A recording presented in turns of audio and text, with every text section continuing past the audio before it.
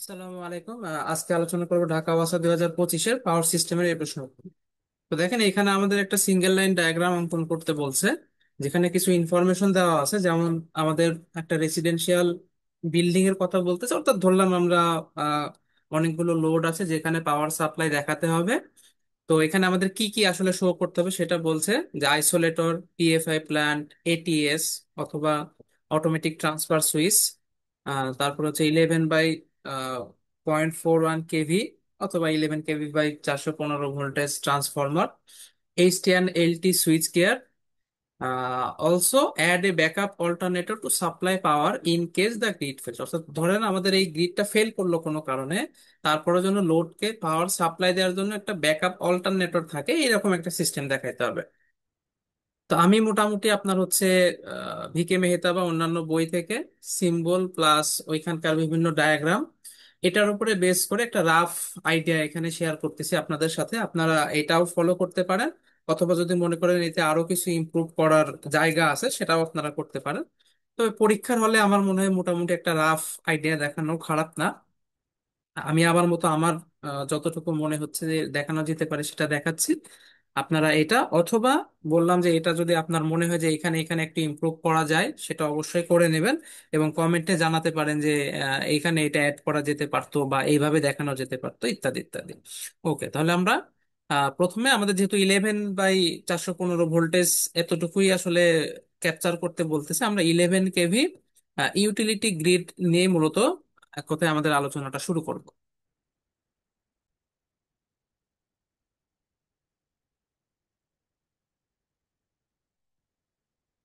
ওকে, এইটা মনে করেন আমাদের হচ্ছে ইউটিলিটি গ্রিড দেওয়া আছে একটা,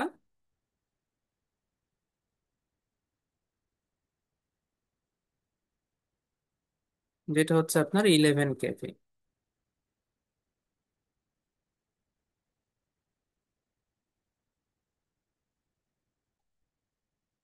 দেন এইখানে আমরা একটা আইসোলেটর কানেক্ট করতে পারি। আচ্ছা, এটা আমরা একটু নিচে কানেক্ট করি, কারণ হচ্ছে এখানে যাতে আমরা বক্সটা ভালোভাবে দেখাতে পারি, যেহেতু কিছু কিছু নাম মেনশন করা আছে, নামগুলো যাতে দেখানো যায় সেই হিসেবে আমরা কানেক্ট করব আইসোলেটর। এইখানে যেহেতু আমরা 11 কেভি সাইডে আছি, আমরা এইখানে হচ্ছে একটা সার্কিট ব্রেকার ইউজ করব। সার্কিট ব্রেকার হিসেবে আমরা 11 KV oil circuit breaker use করতেছি বা ওসিবি ইউজ করতেছি। এরপর এখানে আমরা একটা সিটিপিটি কানেক্ট করতে পারি। এটা আমরা প্রথমে দিলাম সিটি, দেন এইখানে মনে করেন আমরা একটা পিটি কানেক্ট করে দিতে পারি, অর্থাৎ পটেনশিয়াল ট্রান্সফরমার আর কারেন্ট ট্রান্সফরমার। এটা কানেক্ট করলাম আমরা পিটি। এটা দেখেন আমরা কি 11 কেভি সাইডে করতেছি। তার মানে এই যে পুরো অ্যারেঞ্জমেন্টটা যে আমরা তৈরি করলাম, এই পুরো অ্যারেঞ্জমেন্টটা অ্যাকচুয়ালি মিন করতেছে high tension side switch gear.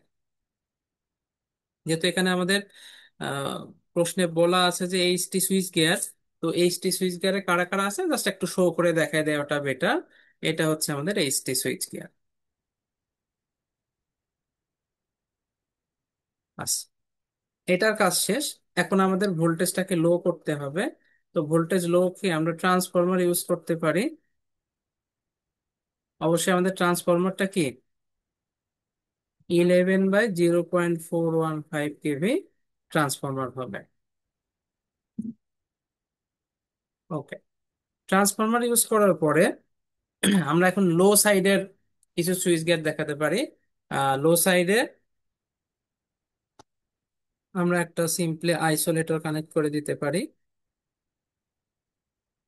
এটা হচ্ছে আপনার সিঙ্গেল ব্রেক আইসোলেটর, এটা হচ্ছে ডাবল ব্রেক আইসোলেটর। মোটামুটি বইগুলাতে দুই রকম ভাবে দেওয়া আছে।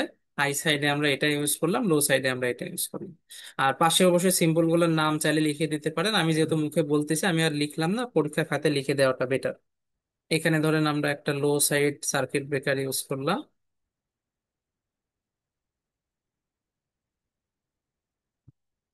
তো লো সাইডে আমরা খুব বেশি সুইচ কেয়ার দেখাচ্ছি না, সিম্পলি এরকম দেখাচ্ছি। আপনারা যদি মনে হয় যে আর একটু ইয়ে করে দেখাবেন, দেখাইতে পারেন।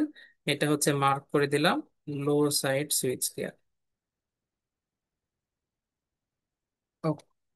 এখন আমাদের কাজ দেখেন, ভোল্টেজ মোটামুটি আমরা 11 কেভি থেকে এই 415 ভোল্টেজে নিয়ে আসছি। এখন আমাদের সাপ্লাই দিতে হবে, কিন্তু সাপ্লাই দেওয়ার আগে খেয়াল করে দেখেন এখানে কয়েকটা জিনিস আমাদের মেনটেন করতে হবে। একটা হচ্ছে একটা ব্যাকআপ অল্টারনেটর লাগবে। সেই অল্টারনেটরকে আমরা এটিএস এর মাধ্যমে কানেক্ট করবো। এটিএস মানে কি, অটোমেটিক ট্রান্সফার সুইচ। অর্থাৎ এই সুইচটা আমাকে হয় এখান থেকে পাওয়ার নিয়ে দেবে, না হলে সেই ব্যাকআপ অল্টারনেটর থেকে পাওয়ার নিয়ে দেবে। তাহলে আমরা এইটা গিয়ে কোথায় কানেক্ট করে দেব? এটা গিয়ে কানেক্ট করে দেব হচ্ছে একটা, ওই যে বললাম, এটিএস এর সাথে।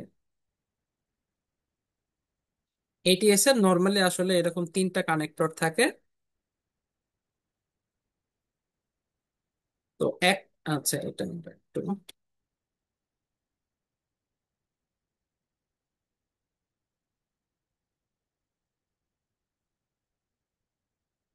একটা সুইচ যাবে হচ্ছে আমাদের ওই যে সেই গ্রিড থেকে, আর একটা সুইচ যাবে কোথায় আমাদের, ওই যে যে ব্যাকআপ অল্টারনেটরের কথা আমরা বলতেছি সেইখানে।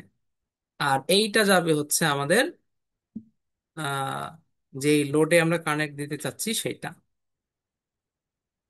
ওকে, তো এখানে ধরেন আমাদের একটা সুইচ থাকবে, যখন আমাদের যে কানেকশন দরকার সেই কানেকশন থেকে আমরা এই করব। এটা একবার এখানে কানেক্ট হবে, নয়তো এখানে কানেক্ট হবে, যেখানে কানেক্ট হবে সেখান থেকে পাওয়ার সে সাপ্লাই দেবে। এখন এইখানে আমাদের একটা, আমরা power factor improvement plan connect করতে পারি, বা পিএফআই প্যানেল কানেক্ট করতে পারি, যেটা নর্মালি আমরা ক্যাপাসিটর ব্যাংক ইউজ করতে পারি।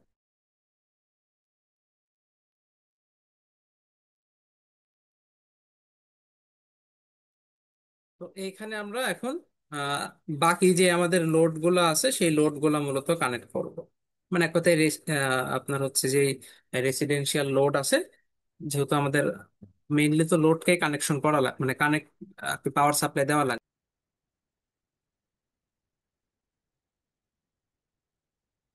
তাহলে আমরা এখানে জাস্ট ওই কানেকশনটা করে দিলেই চলতেছে। এখানে শো করে দেখাই দিই যে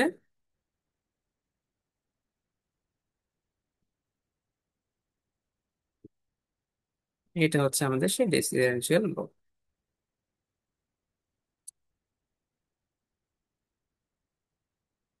টোটালটা আমি একবার একটু একসাথে দেখাই দিই, 1 মিনিট। অনেক বড় হয়ে গেছে। আচ্ছা, আই থিঙ্ক বোঝা যাবে এখান থেকে। তো এই হচ্ছে মোটামুটি আমাদের ওয়ান লাইন ডায়াগ্রাম, যেখানে আমরা মোটামুটি প্রশ্নে দেওয়া সকল এলিমেন্টই শো করছি। অর্থাৎ এটা হচ্ছে আমাদের সেই এইচটি সুইচ গিয়ার, এটা হচ্ছে আমাদের এলটি সাইড সুইচ গিয়ার, এটা হচ্ছে, আচ্ছা এটা লিখে দিই নামটা, এটা হচ্ছে আমাদের এটিএস, অটোমেটিক ট্রান্সফার সুইচ। এটা হচ্ছে সেই ব্যাকআপ অল্টারনেটর। ওকে। আর বাকিগুলো সিম্বল পরীক্ষায় আপনি শর্টকাটে লিখে দিলেই হবে। এটা আসলে টাইম স্পেসের উপর ডিপেন্ড করবে, কতটুকু আসলে প্রশ্নে স্পেস দেওয়া আছে সেটার উপরে। ছোট ছোট করে আমি জাস্ট একটু বোঝানোর জন্য বড় বড় করে আঁকাচ্ছি, বাট ছোট ছোট করে মোটামুটি একটা রাফ আইডিয়া দিয়ে দিলেই হবে। তো আমি আমার মতো করে আসলে বইগুলো থেকে যতটুকু আইডিয়া পাইছি সেটা আপনাদের সাথে শেয়ার করলাম। এখানে আরো যদি কিছু ইমপ্রুভমেন্ট করার জায়গা আপনার থেকে থাকে বা মনে হয়, সেটা আপনি করতে পারেন, এবং অবশ্যই আমার সাথে জানাতে পারেন। আমি সেই জিনিসটা ট্রাই করবো ইমপ্রুভ করে নেওয়া। তো এই হচ্ছে মোটামুটি আমাদের ফাইনাল অ্যান্সার।